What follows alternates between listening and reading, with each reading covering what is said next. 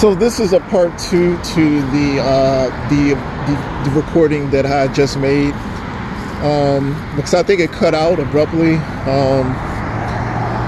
I think it had to do with the fact that the memory on my phone is kind of, well, not the memory, but like the battery hit 15% and it automatically stopped. So I ran out of battery.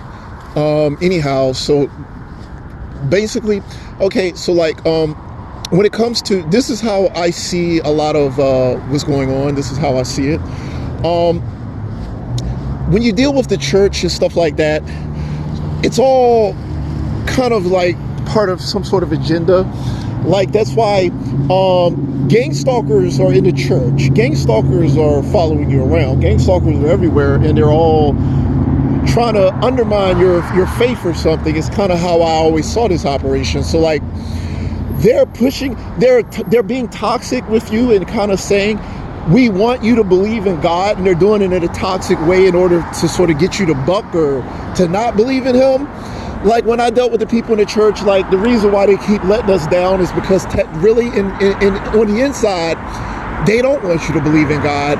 So if they felt that being aggressive with you would turn you off from God, they would be aggressive with you and then do it in God's name. So to be like, okay, I'm going to just be knocking on your door and hounding and harassing you and forcing you to believe in God so that you're turned off and you're just like, you don't want to do it at that point.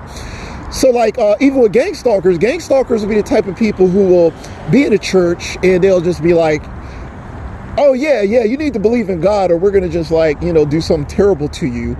And your response to that would be to tell them to go F themselves. That'd be your response. And then you're not going to want to do it. It's like reverse psychology.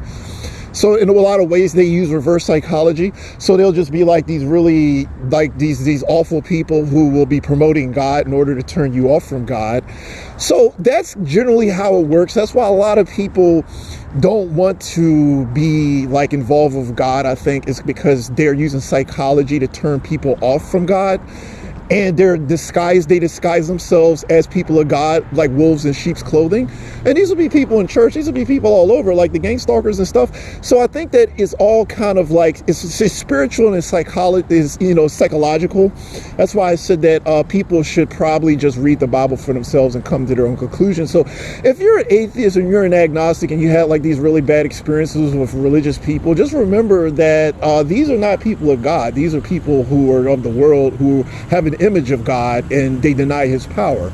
Anybody can claim to be anything, and it has nothing to do with God or these are just be people. Of course they can go into church. I could go to church and do whatever I want. Who cares? The point is that people are free to do whatever they want. You have to reach your own conclusions about it. That's it. You have to read your own conclusions, not allow the world to influence you, is how I see it.